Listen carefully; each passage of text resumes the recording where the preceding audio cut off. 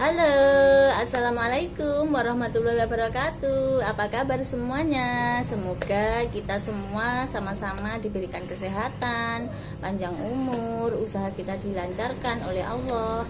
Nah, berjumpa lagi dengan saya. Di video saya kali ini, saya mau mengajak teman-teman untuk membahas tentang tips membuka warung sembako di rumah seperti saya ini, untuk pemula yang modalnya kecil namun untungnya besar.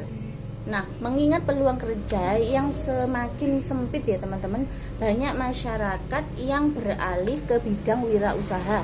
Salah satunya yaitu warung sembako, warung kelontong, atau warung rumahan seperti inilah ya teman-teman. Sembako atau 9 bahan pokok merupakan kebutuhan yang primer, kebutuhan yang sangat penting. Membuka warung sembako atau toko rumahan merupakan ide yang brilian. Untuk itu, saya akan membagikan tips-tips supaya kalian bisa membuka usaha atau memulai bisnis sendiri ya, teman-teman. Ada 6 tips yang nanti akan saya bahas di sini. Untuk yang pertama yaitu riset harga jual per bahan. Maksudnya apa? Nah, agar tidak ketinggalan atau agar keuntungan kita itu lebih maksimal, lakukanlah survei harga yang dijual di toko-toko tetangga atau di pasar atau di minimarket atau swalayan yang terdekat ya dengan toko kita. Jadi supaya kita tidak ketinggalan atau kita tidak menjual barang itu terlalu mahal atau terlalu murah sehingga kita tidak rugi ya teman-teman. Hal-hal lain yang perlu diperhatikan lagi atau tips yang kedua yaitu cari tempat stok atau cari agen untuk kulaan. Nah, sebelum kita mulai bisnis, pastikan dulu kamu sudah punya target di mana tempat atau tempat kulaan ya teman-teman, seperti agen grosir yang murah. Yang paling murah kita survei dulu di mana tempat atau di mana agen grosir yang termurah. Nah, kalau kita sudah menemukannya, maka kita mulai kulaan di situ. Oke, teman-teman, cari yang komplit ya kalau bisa. Kemudian untuk poin yang ketiga yaitu bahan atau beli barang-barang yang diperlukan untuk toko. Misalnya yaitu etalase. Kita harus mempersiapkan ya teman-teman, etalase atau rak ciki atau rak besi, kemudian timbangan, kalkulator. Nah, kalau semua itu sudah komplit, maka kita siap untuk berjualan. Gunanya apa barang-barang tersebut? Semua itu untuk mendukung jualan kita ya teman-teman, untuk menata barang dagangan kita supaya tampak lebih rapi, tidak berantakan ya, seperti yang ada di etalase seperti ini. Kita tata, kita susun supaya terlihat lebih menarik. Oke. Nah, untuk poin yang selanjutnya atau poin yang keempat yaitu pilih sembako atau produk yang berkualitas. Nah, jangan asal-asalan untuk kulaan ya teman-teman. Kita harus melihat situasi atau kita harus memperhatikan gaya hidup masyarakat di sekitar kita.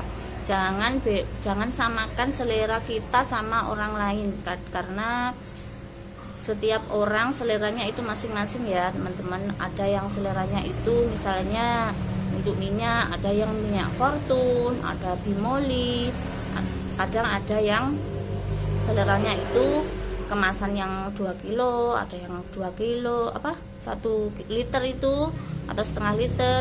Nah, kalau untuk orang yang sekiranya gaya hidupnya itu menengah ke atas, biasanya kan cari yang kemasan yang besar. Nah, tapi kita jangan selalu kulaan yang besar-besar ya teman-teman. Kita juga harus kulaan yang kecil. Misalkan minyak yang setengah kilo juga harus kita sediakan supaya setiap orang itu bisa menjangkau.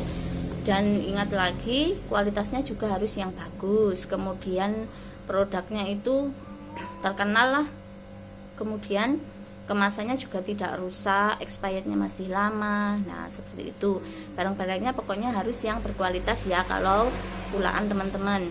Kemudian untuk poin yang kelima, yaitu tetapkan strategi penjualan atau pelayanan terbaik. Nah sebagai pedagang kita harus memberikan pelayanan yang terbaik ya untuk para konsumen kita.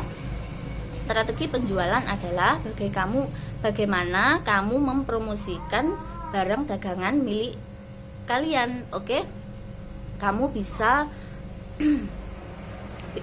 mengadakan promo atau diskon lewat media sosial kalian ya, lewat Facebook atau WhatsApp, atau strategi mulut ke mulut. Jadi setiap ada orang belanja kita kasih tahu, nanti biasanya orang tersebut akan ganti untuk memberitahu orang lain ya, temannya atau tetangganya, di sana ada diskon, di sana ada promo. Nah seperti itu, pasti itu akan menarik perhatian atau menarik pembeli yang lain. Nah untuk poin yang keenam, yaitu atau poin yang terakhir, desain warung. Nah sebelum kita membuka usaha pasti kita sudah melihat-lihat ya toko di mana-mana itu seperti apa, desainnya seperti apa.